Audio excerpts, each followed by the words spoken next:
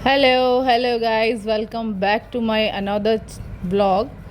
And ये vlog है 16 सितंबर का, रात के टाइम का, जब हम गए थे अनिरुद्धाचार्य जी और बागेश्वर बाबा का जहाँ पंडाल लगा था वहाँ पर उनसे मिलने।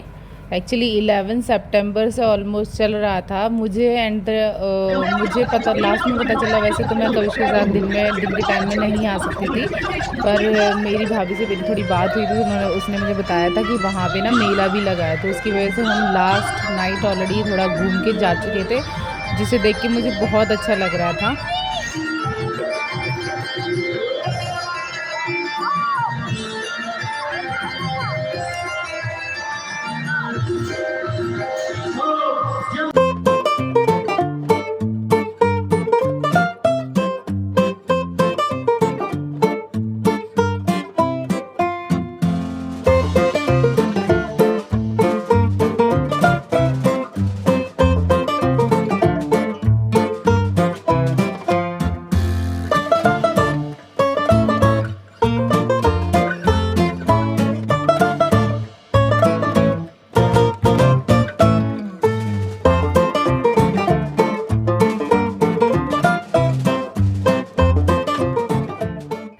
तो लास्ट डे जब हम यहाँ पर घूम कर गए थे, आई थिंक 10:30, तो हम ऑलमोस्ट घर से ही निकले थे। तो हमें जैसे ही पता चला था कि मेला लगा है, तो हमने सोचा था, उम्मीद कुछ नहीं था, एक्सपेक्टेशन कुछ नहीं था कि कुछ भी हमें वहाँ मिलने वाला है या कुछ है वहाँ पे। हम जस्ट एक वॉकिंग पर्पस के हिसाब से बाइक पे वॉक करने आ गए थे कि चलो देख के आते हैं। वहाँ गए थे तो हमने बच्चों ने देखा मेला लग रहा है, झूले चल रहे हैं, फिर बच्चे वही जिद करने लगे कि उनको झूला भी झूलना है। तो रिद्धिमा भी बहुत जिद कर रही थी, तो हमने वहाँ पे एक झूला तो उनको झुला दिया था, और 11:30 हो गए थे हमें ऑलमोस्ट वहाँ पे। तो इतना लेट वहाँ पे हम नहीं घुमा सकते थे, तो वापस ले आए थे। लेकिन उसके पापा ने उसको प्रॉमिस किया था कि हम नेक्स्ट डे वापस फिर से आएंगे। इस वजह से हम नेक्स्ट डे दोबारा आए, और हमें पता चला कि 8 o'clock तक वहाँ ऑलरेडी जो भागवत चल रही है या राम कथा जो चल रही है वो चलती है, इसलिए हम दोबारा आए थे ताकि हम अनिरुद्धाचार्य जी से मिल लें। और हमारा अदर रीज़न यहाँ वापस आने का ये भी था कि हमें पता चला था कि यहाँ पर गणपति भी बिठाए गए हैं, लेकिन जिस दिन हम लास्ट डे आए थे उस दिन हम देख नहीं पाए थे। हमें वापस जाते टाइम पता चला था कि आपने गणेश जी को देखा, तो हमने कहा नहीं, हम कल फिर से आएंगे तो गणेश जी को पक्का देख कर जाएंगे। तो यहाँ पे जो गणेश जी बैठे हैं ना, वो जो फेमस हैं, आप लोगों ने शायद सुना भी होगा, मुंबई में लाल बागचा राजा जो गणेश जी गणपति बैठते हैं, वहीं की ट्रस्ट ने यहाँ पे भी दिल्ली में भी एक लाल बागचा राजा की गणपति की प्रतिमा को बिठाया है। और ये गणपति महोत्सव के उपलक्ष्य में ही यहाँ पे बागेश्वर बाबा और अनिरुद्धाचार्य जी आए हुए थे। तो हमने सोचा कि हम वैसे तो 7 o'clock निकल गए थे, तो हमने सोचा कि हम चलो अनिरुद्धाचार्य जी के दर्शन भी कर लेंगे और जो वहाँ पे चल रहा है उस प्रोग्राम को अटेंड भी कर लेंगे। साथ में बच्चों को झूला झूलना होगा तो वो झूला भी झूल लेंगे, बच्चे भी खुश हो जाएंगे और हम लोग भी सब कुछ अटेंड कर पाएंगे। लेकिन हम जब तक यहाँ पर आए तो यहाँ पर जो कथा थी वो कंप्लीट हो चुकी थी, फिनिश हो गई थी। तो हम लोग दर्शन तो नहीं कर पाए, बट हाँ, वहाँ की जो रौनक थी, सब कुछ वो हम देख पाए। बहुत अच्छा लग रहा था देखकर। और सबसे बड़ी बात ये थी कि बच्चे आकर इतना खुश और हैप्पी, मतलब इतना हैप्पी हैप्पी घूम रहे थे, खेल रहे थे। उनको बच्चों को खुश देख के ना बड़ी अच्छी अंदर से खुशी होती है कि उनको, चलो घर में बंद रहते हैं तो बाहर निकलते हैं तो उनको इतनी खुशी होती है। उनको ऐसे हैप्पी देखने के लिए ही हम सब कुछ करते हैं। फिर हम यहाँ निकल चुके थे मेले में जाने के लिए, बच्चों को झूला झुलाने के लिए। तो मैं यहाँ मम्मी से पूछ रही थी कि यहाँ पे भी, यहाँ मतलब जो पंडाल है वो थोड़ा और लंबा गया है, तो वहाँ पे भी कुछ हो रहा था क्या? तो वो शायद मम्मी को नहीं पता था, क्योंकि जो भागवत का पंडाल था वो बहुत, जिसमें मैं अभी आपको वीडियो शूट किया था वो था, तो मम्मी वहीं पे बैठ के चली जाती थी। लेकिन यहाँ पे भीड़ इतनी हो रही थी कि ये पंडाल भी शायद छोटे ही पड़ जा रहे थे। तो पहले हमने यहाँ पे खाए गोलगप्पे, बर्गर वगैरह, चाउमीन, और उसके बाद हम आए एक झूले में झूलने के लिए। तो हम झूले की लाइन में लगे हैं यहाँ पर। ये झूला भी हमने पहले कभी झूला था, फिर वापस आज जो पता नहीं कितने सालों बाद झूलने को मिल रहा है। बच्चे दोनों हो गए उसके बाद, उससे पहले भी शायद कभी झूला होगा। फिर हम झूले की लाइन में ऑलमोस्ट स्टार्ट हो गए थे बैठना।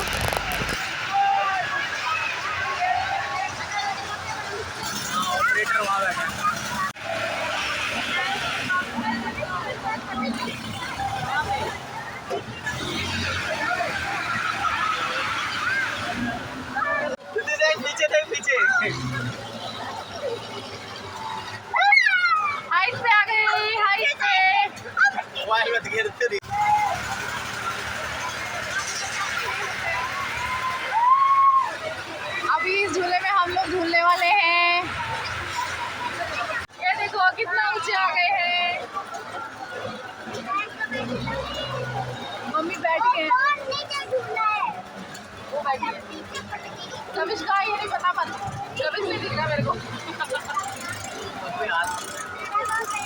अथर हेलो, कैसा लग रहा है अथर तुमको?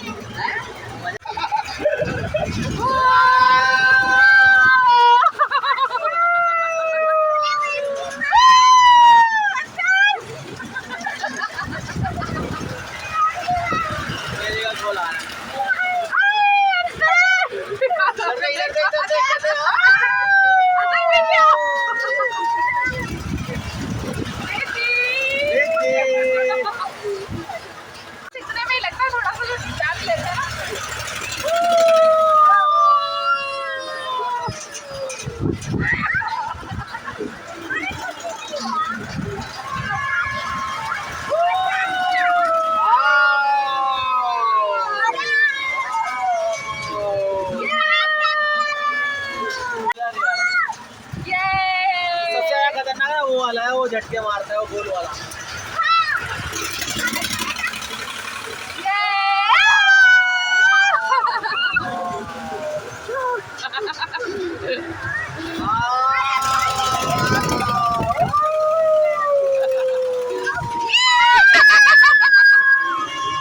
ऐसे होता था ना।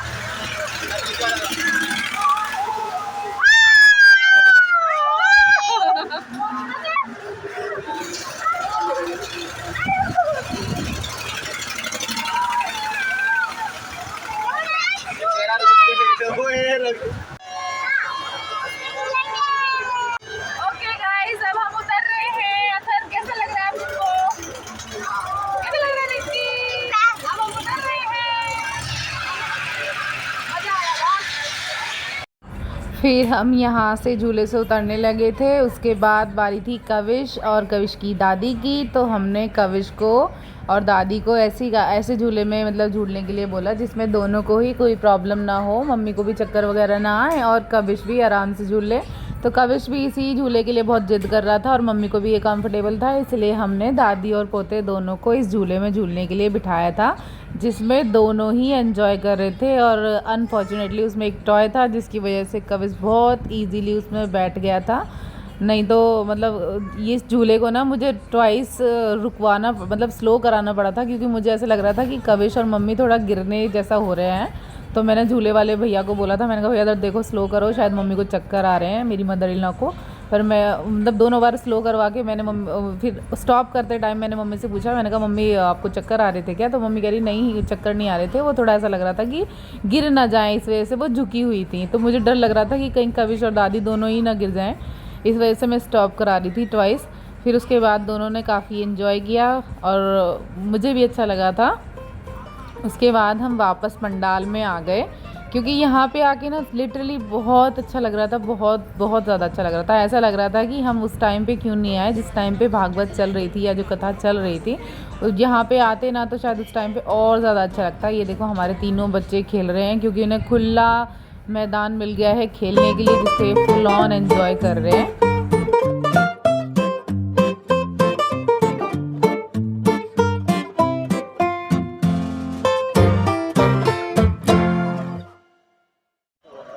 ये देखो गाइस पूरा पंडाल अब खाली है, अभी रात का टाइम है। हम लोग रात में घूमने आए हैं बच्चों को लेके ऑन द लास्ट डे। ये देखो कविश कैसे खेल रहे हैं। ये कविश का नाम है नहीं रुकना। और ये यहाँ पे बैठे हैं गणपति बप्पा लाल बाग चौराचा।